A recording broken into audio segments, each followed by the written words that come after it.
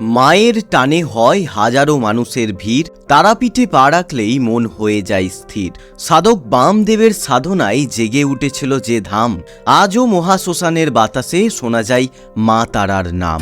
আজকের এই ভিডিওতে আমি আপনাদের নিয়ে চলেছি বাংলার অন্যতম রহস্যময় জাগ্রত আর অলৌকিক তীর্থক্ষেত্র তারাপীঠ মন্দিরে। হাওড়া থেকে ট্রেনে করে কিভাবে তারাপীঠ পৌঁছাবেন, মন্দিরে গিয়ে কিভাবে পুজোর ডালি কিনবেন, কার মাধ্যমে পুজো দিলে ঠকবেন না, আর কিভাবে মায়ের দর্শন করবেন, সব কিছু স্টেপ বাই স্টেপ আপনাদের দেখাবো এই ভিডিওতে। কিন্তু শুধু ভ্রমণ নয়, তারাপীঠের আড়ালে লুকিয়ে থাকা কিছু বাস্তব ছবিও আজ তুলে ধরব। মন্দির চত্বরে হওয়া কিছু দুর্নীতি, কিছু ভুল ব্যবস্থা আর সাধারণ ভক্তদের সঙ্গে ঠিক কি হচ্ছে সেই দিকগুলোও থাকবে আজকের ভিডিওতে, উইথাউট এনি ফিল্টার। আর তারপর আমরা পৌঁছে যাব তারাপীঠের সবথেকে রহস্যময় জায়গা তারাপীঠ মহাশ্মশানে, যে মহাশ্মশানে একসময় সাধক বামাখ্যাপা মায়ের সাধনায় লীন থাকতেন, যেখানে আজও গভীর রাতে চলে তন্ত্র সাধনা, ধূপ আগুন আর মন্ত্রোচ্চারণে তৈরি হয় এক অদ্ভুত গা ছমছমে পরিবেশ। So this is not just a travel vlog, এটা হতে চলেছে তারাপীঠের সম্পূর্ণ এক বাস্তব অভিজ্ঞতা। Devotion, mystery, spirituality and reality সব কিছু একসাথে। ভিডিওটা শেষ পর্যন্ত দেখুন, কারণ আজকের এই যাত্রায় এমন অনেক কিছু জানতে পারবেন যেটা সাধারণ পর্যটকরা কখনো দেখাতে পারে না। নমস্কার বন্ধুরা, দ্য বং হুল্লোড় ইউটিউব ফ্যামিলির আরও একটা নতুন ভিডিওয়ে আপনাদের সকলকে স্বাগত জানাচ্ছি। তো কেমন আছেন আপনারা? সেই লাস্ট ভিডিও আপলোড করেছিলাম, লং ভিডিও, হোলিতে। প্রায় 2 মাস হয়ে গেল তারপরে ভিডিও আপলোড করছি। অ্যাকচুয়ালি অনেক ডিফিকাল্ট একটা সিচুয়েশনের মধ্যে এখন আমি চলছি, সেজন্যই ভিডিও আপলোড করতে পারছি না। সেসব কথা বলবো তোমাদের পরে কোনো দিন। তো এই মুহূর্তে আমি রয়েছি গুসকরা স্টেশনে। ভিডিওর ইন্ট্রো থাম্বনেল দেখে বুঝেই গেছো যাচ্ছি তারাপীঠে।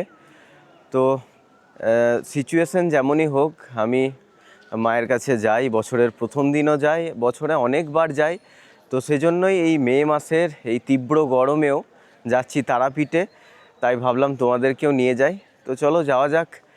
গুসকরা স্টেশন থেকে আমরা 3 পাহাড় মেমু ট্রেনে এখন চাপবো, যেটা হচ্ছে প্রথম ট্রেন বর্ধমান থেকে রামপুরহাট যাওয়ার। তো ট্রেন আসুক, তারপর তোমাদের দেখাচ্ছি। তো বন্ধুরা, পাক্কা 10 মিনিট লেটে গুসকরা স্টেশনে ঢুকছে 63063 বর্ধমান সাহেবগঞ্জ মেমু। বন্ধুরা, এই 63063 বর্ধমান সাহেবগঞ্জ মেমু, এটা আগে 3 পাহাড় নাম ছিল, সেজন্য ভুল করে আমি 3 পাহাড় বলে দিলাম। কিন্তু এখন দেখছি এটা 3 পাহাড় ছাড়িয়ে সাহেবগঞ্জ অবধি যায়, সেজন্য টাইমটাও একটু এগিয়ে দিয়েছে। গুসকরা স্টেশনে আগে 7:15 ছিল, এখন সেটা 6:47। আর বর্ধমান থেকে এই ট্রেন প্রত্যেক দিন সকাল 6:05 ছেড়ে রামপুরহাট পৌঁছায় 8:36। এবার বলি হাওড়া থেকে আপনারা কিভাবে রামপুরহাট পৌঁছাবেন। হাওড়া থেকে রামপুরহাট পৌঁছাবার অজস্র এক্সপ্রেস ট্রেন আপনারা পেয়ে যাবেন, যার মধ্যে সবথেকে উল্লেখযোগ্য 13017 হাওড়া আজিমগঞ্জ গণদেবতা এক্সপ্রেস, যেটা হাওড়া থেকে সকাল 6:05 ছেড়ে রামপুরহাট পৌঁছায় সকাল 9:47। এছাড়াও জামালপুর বন্দে ভারত এক্সপ্রেস, কুলিক এক্সপ্রেস উল্লেখযোগ্য। এই ট্রেনগুলো করে আপনারা সকাল সকাল রামপুরহাট স্টেশনে নামতে পারেন। বন্ধুরা, ঘড়ির কাঁটা বলছে এখন সকাল 7:20। আমরা পৌঁছালাম বোলপুর শান্তিনিকেতনে। বর্ধমান থেকে 51 কিলোমিটারের পথ অতিক্রম করে এই ট্রেন পৌঁছালো শান্তিনিকেতনে। তো এখনও অনেকটাই রাস্তা, চলো যাওয়া যাক। আর ট্রেন এখনও কিন্তু 12 মিনিটের মতো লেটে চলছে। বন্ধুরা, এখন আমরা ক্রস করছি সাঁইথিয়া। বর্ধমান থেকে 84 কিলোমিটারের পথ অতিক্রম করলো। ঘড়ির কাঁটা বলছে সকাল 8:15, অর্থাৎ আধা ঘন্টার মতো লেট করেছে। সাঁইথিয়ায় টাইম ছিল 7:45 সময়। আর ধীরে ধীরে যত বেলা বাড়ছে, গরমটাও ঠিক ততটাই বাড়ছে।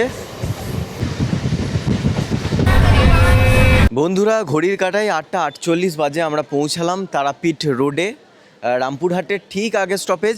এখান থেকেও অনেকে তারাপীঠ মন্দিরে যায়, বাইরে থেকে টেকার অটো পাওয়া যায়।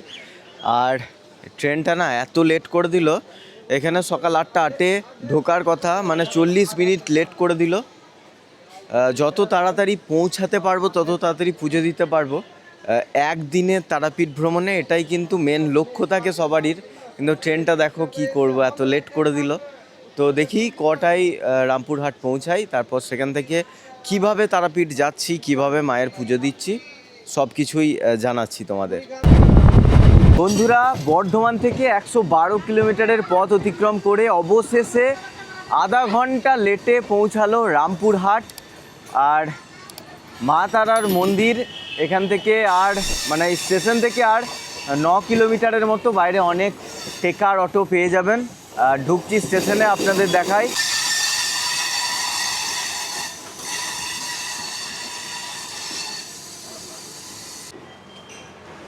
বন্ধুরা, ঘড়ির কাঁটায় এখন পাক্কা 9টা বাজে আর আমি নামলাম রামপুরহাট স্টেশনে, এখন বাইরে এলাম।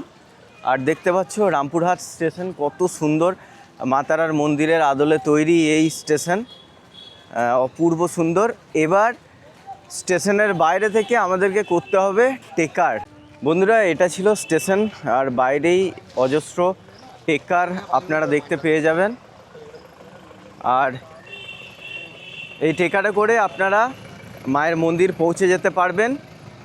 টেকারে ভাড়া কি রয়েছে? 40 টাকা।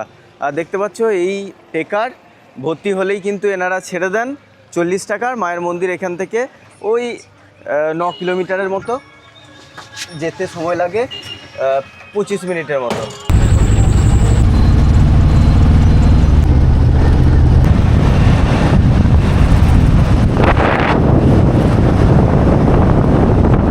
বন্ধুরা, এসে পৌঁছালাম মায়ের মন্দিরের কাছে। টেকার আমাদের দ্বারকা নদের ব্রিজের ওপরে দাঁড় করালো। আর তোমাদের দেখাই, এই হচ্ছে দ্বারকা নদ, মোটামুটি জল রয়েছে। তো চলো এবার আমরা মা তারা সরণী হয়ে সোজা যাব আমরা যে দোকান থেকে পুজোর ডালি নিই আর যে পুরোহিত মশাইয়ের কাছে পুজো দিই, তার সঙ্গেও আপনাদের পরিচয় করিয়ে দেবো, খুবই ভালো। বন্ধুরা, এই হচ্ছে তারামা সরণী, এই দিয়ে এখন সোজা আমাদের হাঁটতে হবে। মা তারা সরণীর সোজা যদি আপনারা আসেন তাহলে অজস্র দোকান পেয়ে যাবেন, খাবারের দোকান হোক, হোটেল পেয়ে যাবেন, নানা খেলনার দোকান, পুজো সামগ্রিকের দোকান, তারাপীঠের বিখ্যাত প্যারার দোকান, সব কিছুই কিন্তু এখানে আপনারা পেয়ে যাবেন। আর দেখুন আজকে কেমন ভিড়, অর্থাৎ এই গরমেও মানুষ আসছেন মায়ের কাছে।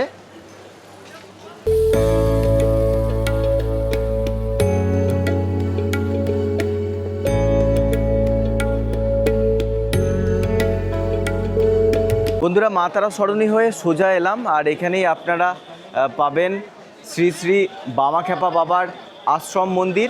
ঠিক তার অপোজিটেই এই বাসন্তী পূজা ভাণ্ডার, এখান থেকেই আমরা পূজার ডালি নেব। বন্ধুরা, এই বাসন্তী পূজা ভাণ্ডারেই এখন আমাদের ডালি রেডি হচ্ছে 51 টাকার। এখানে আপনারা যেমন চাইবেন ডালি নিতে পারেন। তারাপীঠে একটা প্রচলিত উপকথা আজও বহু ভক্তের মুখে শোনা যায়। এখানে নাকি মা তারা নিজের পুজোর আগেও প্রথমেই তার প্রিয় সন্তান সাধক বামদেবের পুজো গ্রহণ করেন।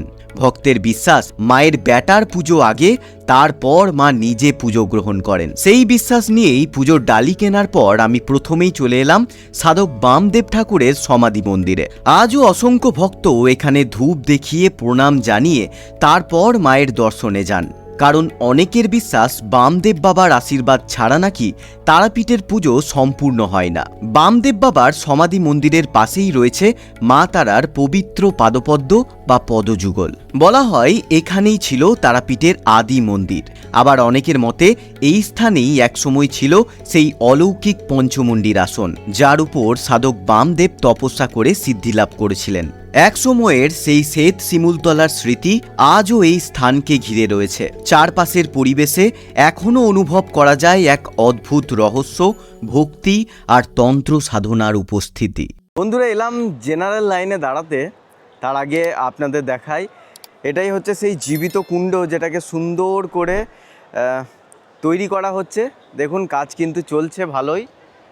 আর জেনারেল লাইনটা আপনাদের দেখাই, ঠিক এই জায়গা থেকে শুরু হয়েছে, ঘুরে ঘুরে ঘুরে ওই একবারে মায়ের মন্দিরে। বন্ধুরা, এই হচ্ছে জেনারেল লাইন। এই জীবিত কুণ্ডকে ঘিরে যে লাইনটা রয়েছে এটার কথা বলছি না, এই যে সামনে দেয়াল দেখছেন তার পিছন দিকেও কিন্তু আরও একটা লাইন আছে যেটা অনেক দূর অবধি গেছে। মানে আজকের দিনে এত ভিড় হয়েছে।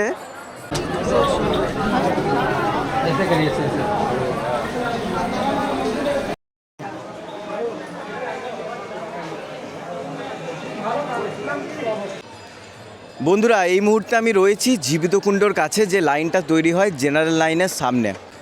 এত ভিড় যে লাইন পুরো রাস্তায় চলে গেছে। তো এটার কারণ কি হতে পারে?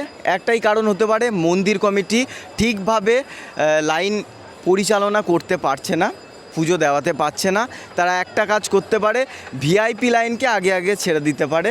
সেজন্যই এখানে সকল যারা জেনারেল লাইনে দাঁড়িয়ে আছে মানুষ, ভক্ত, তারা কিন্তু খুবই ক্ষুব্ধ হয়েছে। আপনাদের দেখাচ্ছি, তারা বলছে আমরা ভোর 5টা থেকে লাইন দিয়ে দাঁড়িয়ে আছি, অথচ লাইন এগোবার নামগন্ধ নিচ্ছে না। আর একটু পরেই ভোগ হবে, তখন আবার 1.5 ঘন্টা মন্দির বন্ধ থাকবে।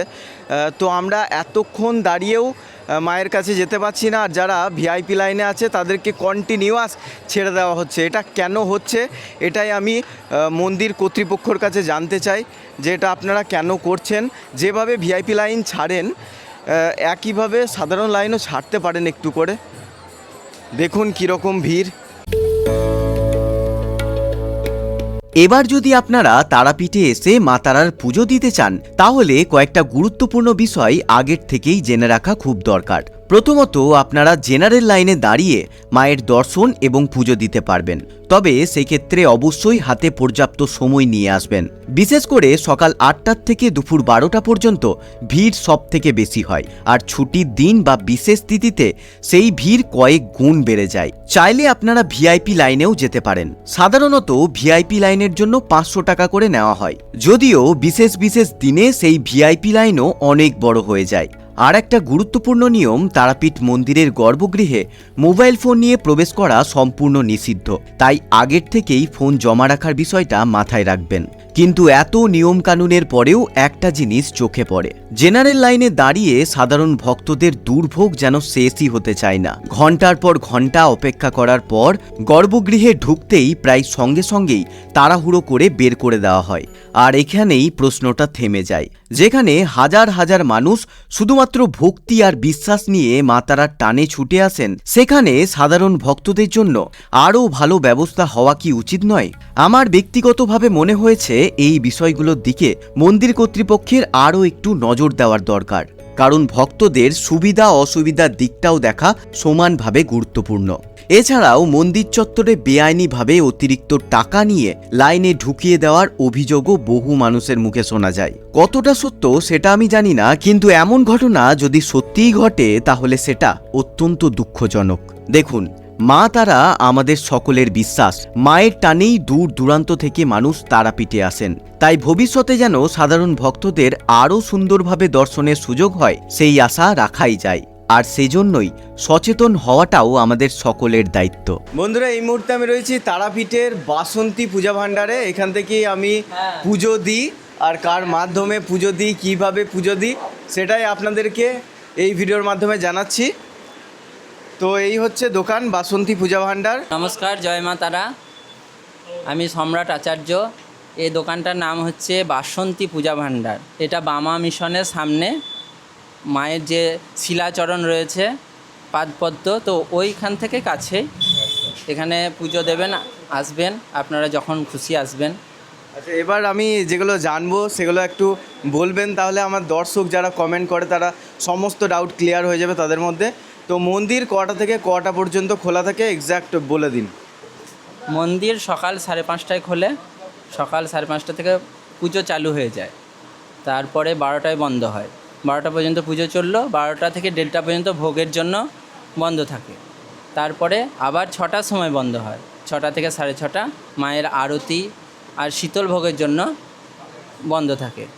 নেক্সট আবার পুজো চালু হয়ে যায় একদম 10টা পর্যন্ত। বাইরে লাইনগুলো 10টায় বন্ধ হয়, 12টা পর্যন্ত খোলা থাকে। আর কোন কোন দিন ভিড়টা আরও বেশি হয় তারাপীঠ মন্দির? বিশেষ করে ভিড় শনি, রবি, মঙ্গল, এইসব দিনগুলো বেশি ভিড় হয়। আর বিশেষ করে যদি ছুটি থাকে তো সবাই তো আসার চেষ্টা করে, তো ছুটির দিনগুলো একদম প্রচুর ভিড় হয়ে যায়। আর এই যে জেনারেল লাইন অনেক বড় হয়ে যাচ্ছে, এতে তো অনেক মানুষই ক্ষুব্ধ হয়ে যাচ্ছে জেনারেল লাইনে, এতে আপনি কি বলতে চান আপনার মতামত?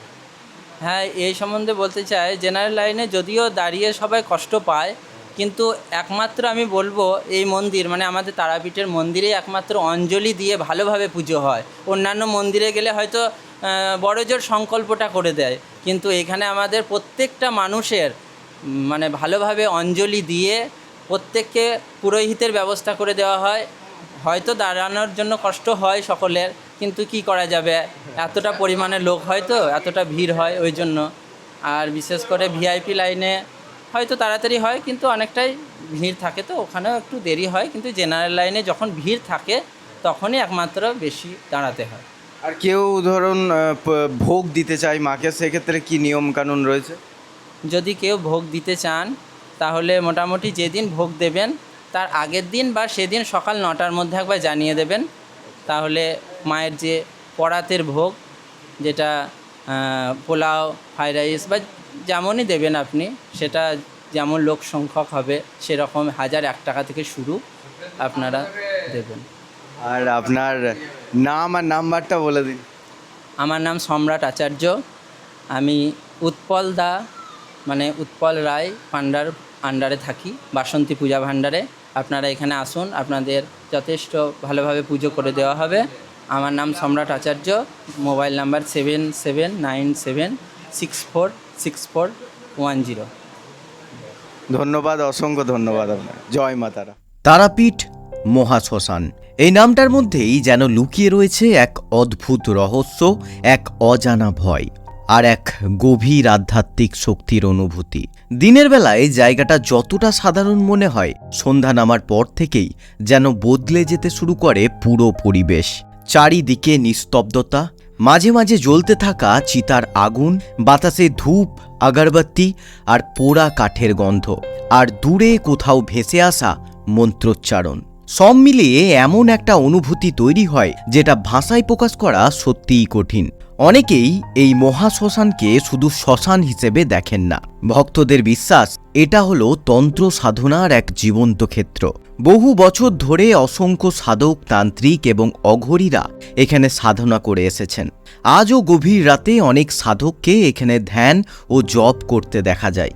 একসময় এই মহাশ্মশানেই সাধক বামদেব মায়ের সাধনায় লীন থাকতেন। চারপাশে জ্বলন্ত চিতা, মৃত্যু আর নীরবতার মধ্যেই তিনি অনুভব করেছিলেন মা তারার উপস্থিতি। আর সেই কারণেই আজও তারাপীঠের মহাশ্মশানকে সাধারণ শ্মশানের চোখে দেখা হয় না। এখানে এসে একটা জিনিস খুব স্পষ্ট অনুভব করা যায়, জীবন আর মৃত্যুর মাঝের দূরত্বটা ঠিক কতটা ক্ষণস্থায়ী। যে মানুষ কিছুক্ষণ আগেও জীবনের সমস্ত ব্যস্ততা, অহংকার আর স্বপ্ন নিয়ে বেঁচেছিল, শেষ পর্যন্ত তাকেও একদিন এই শ্মশানের নীরবতার মধ্যেই মিশে যেতে হয়। আর হয়তো সেই কারণেই এই মহাশ্মশান শুধু ভয়ের নয়, এটা উপলব্ধির একটা জায়গা। এখানে দাঁড়ালে মনে হয় জীবনের সমস্ত মায়া, সমস্ত দৌড়ঝাঁপের পর শেষ সত্যটা ঠিক এই নীরবতার মধ্যেই লুকিয়ে রয়েছে। তারাপীঠের মহাশ্মশান শুধু একটা স্থান নয়, এটা এমন এক অনুভূতি যেটা নিজের চোখে না দেখলে আর নিজের মনে অনুভব না করলে কখনো বোঝানো সম্ভব নয়। এই ছিল আজকের ভিডিও। বর্তমান সময়ে তারাপীঠ মন্দির নিয়ে আপনাদের যা যা বক্তব্য কমেন্ট সেকশনে লিখে জানাতে পারেন। ভিডিওটা ভালো লাগলে একটা লাইক করে চ্যানেলটাকে সাবস্ক্রাইব করে রাখুন, না হলে আমাকে আর খুঁজে পাবেন না। দেখা হচ্ছে পরের ভিডিওয়। ভালো থাকবেন, সুস্থ থাকবেন।